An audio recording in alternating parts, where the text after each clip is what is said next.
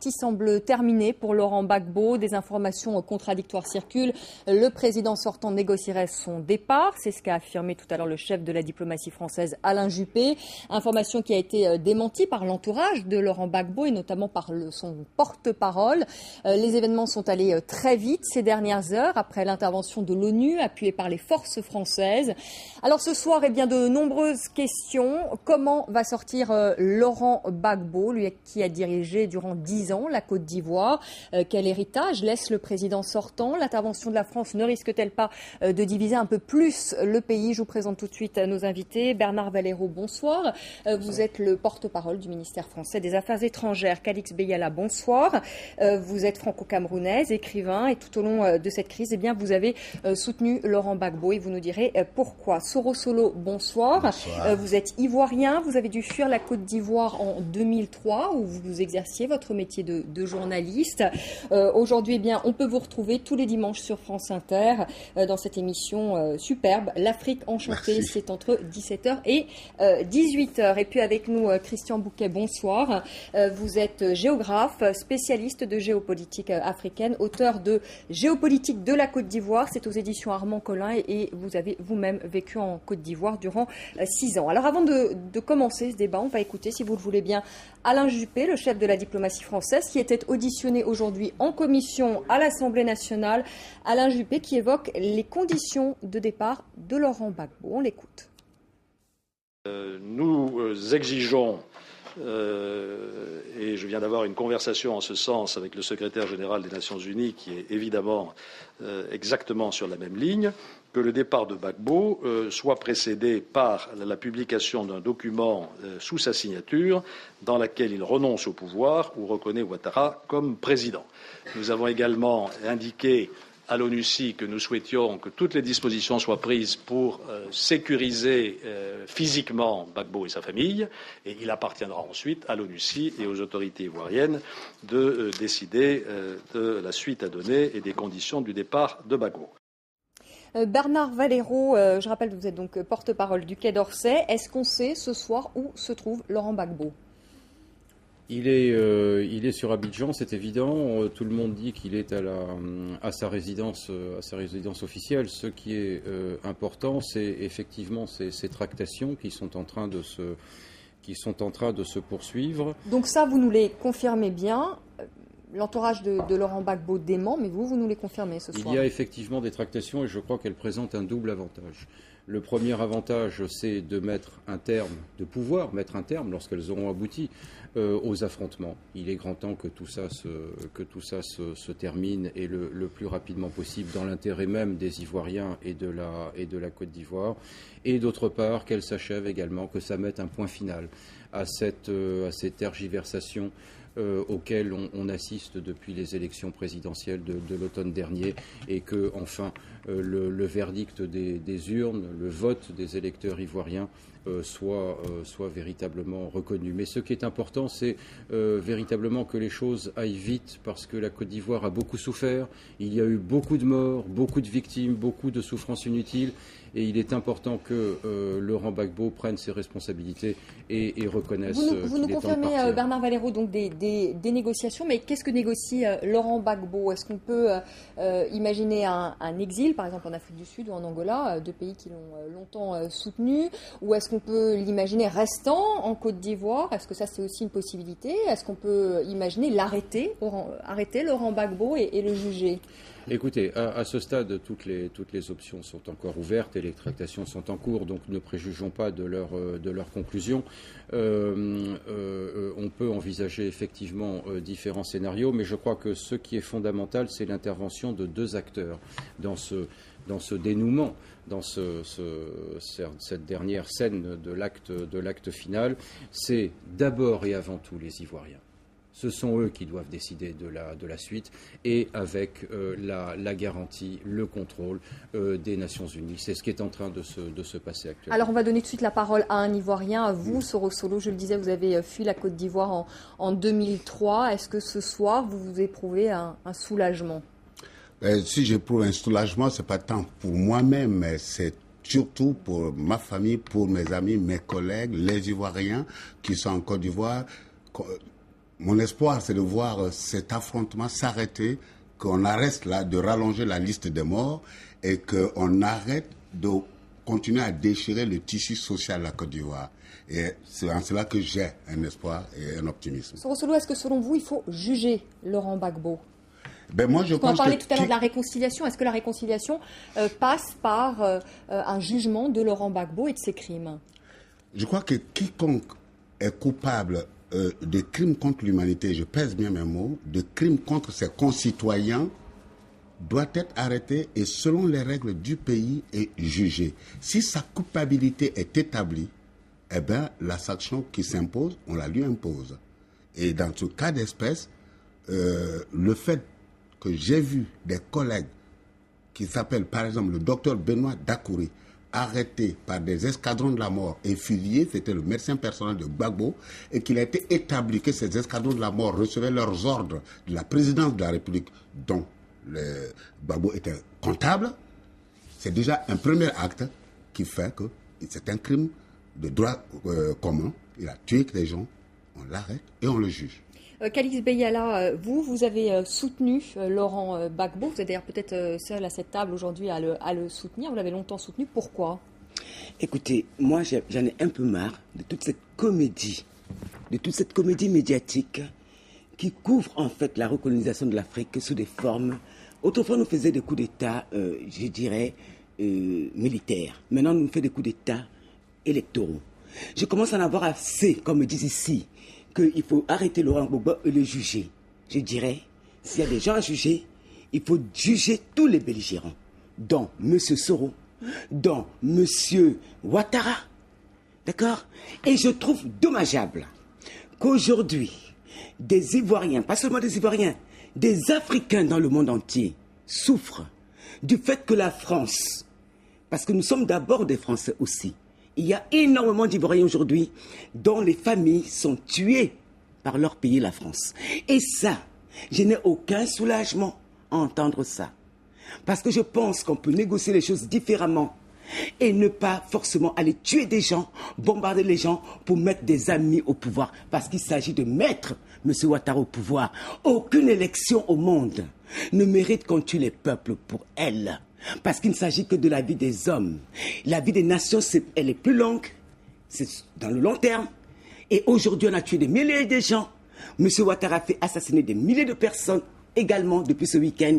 Donc, je pense qu'il n'a pas sa place en tant que chef d'État en Côte d'Ivoire, jusqu'à présent. Soro Solo, répondre à Kalix Beyala. Pour répondre à Mme Kalix Beyala, pour qui j'ai beaucoup de respect, je veux dire, il faut qu'on arrête enfin d'intoxiquer l'information. La Côte d'Ivoire a fait des élections en novembre. Tous les acteurs politiques étaient d'accord sur des règles à respecter à l'occasion de ces élections. Le dernier débat télévisé qui a mis sur le plateau Alassane Dramane Ouattara et Laurent Gbagbo, tous les deux se sont dit, Gbagbo a dit, je sais qu'à 2h du matin, mon ami Alassane Ouattara va m'appeler pour me féliciter. Alassane a répété la même chose, je sais qu'à 2h du matin, il va m'appeler pour me féliciter.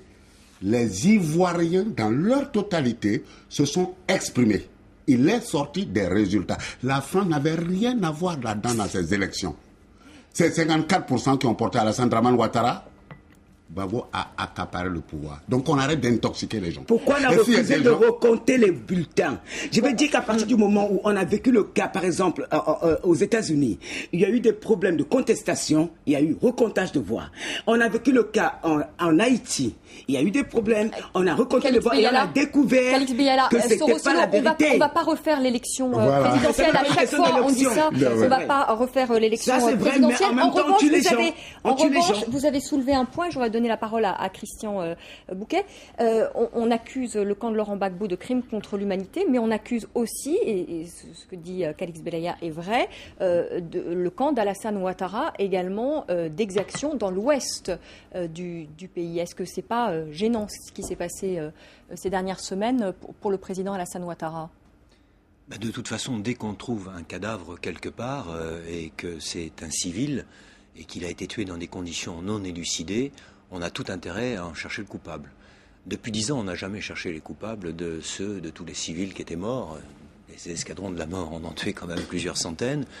On n'a pas non plus cherché les coupables à une date récente de ceux qui avaient fait tirer à la mitrailleuse lourde sur une manifestation de femmes sans armes qui défilaient derrière une banderole. Ne tirez pas. Je suppose que vous avez un peu de compassion pour elles quand même. On n'a pas non plus cherché les coupables de ceux qui, comme ils ne pouvaient plus entrer dans le quartier d'Abobo, ont tiré des obus de mortier directement sur les marchés. Et j'espère qu'on va commencer à chercher les coupables et qu'on cherchera de ces exactions-là. Oui. Et de celles qu'il y a eu à Duékoué, qu'on attribue à Alassane Ouattara, et que je pense... L'ONU attribue à Alassane Ouattara. C'est quand même une instance pas des moindres. Justement, Bernard Baleiros, je voudrais vous entendre là-dessus. La France, qui a toujours soutenu Alassane Ouattara, est-ce qu'elle n'est pas gênée, justement, dans son soutien aujourd'hui par rapport à ces exactions qui ont eu lieu dans l'ouest du pays, à Duékoué? On n'a pas soutenu Alassane Ouattara.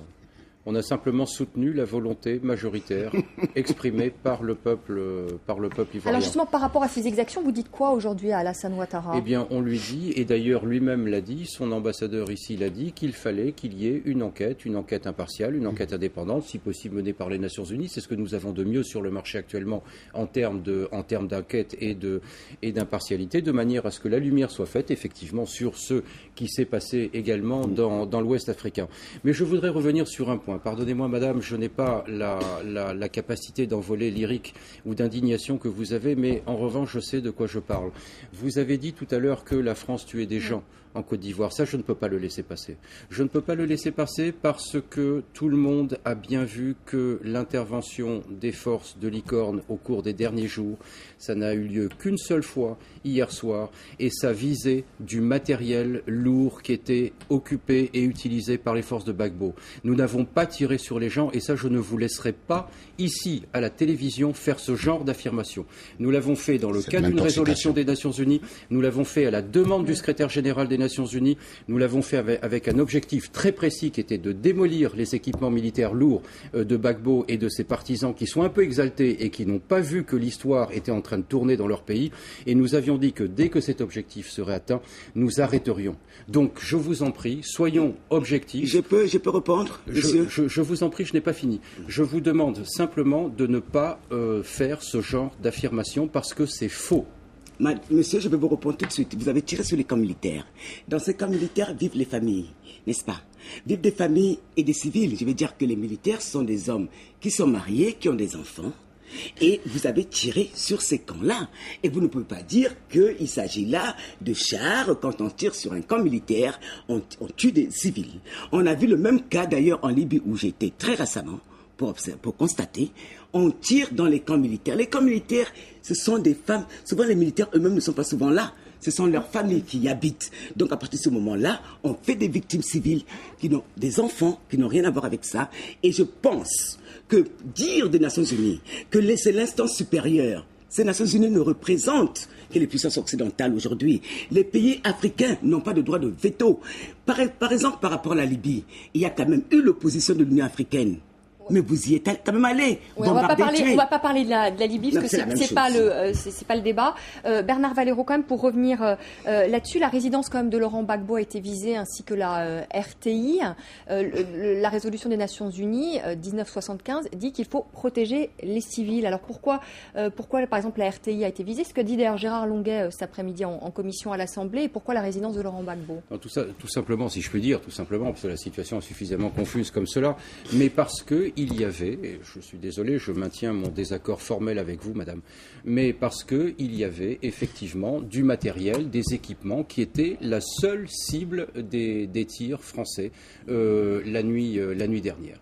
Ça a été une opération très courte, ça a été de la neutralisation de matériel. Alors après, on veut nous faire croire naturellement que les familles de soldats vivent dans les véhicules blindés. Ça, c'est une autre affaire. Dans les camps, ça c'est C'était les véhicules blindés qui étaient visés. Dans les camps. Donc, c'est ça qui explique, parce que effectivement, autour de la résidence, il y avait des armements lourds, et pas simplement des véhicules blindés, mais également des postes de tir, des chars, etc. C'était la même chose également du côté de la télévision. Ça a été une opération très courte, très ciblée et parfaitement en accord avec le mandat que nous avions, c'est-à-dire, je le répète, en soutien à la force des Nations Unies. Christian Bouquet, cette intervention française était nécessaire ?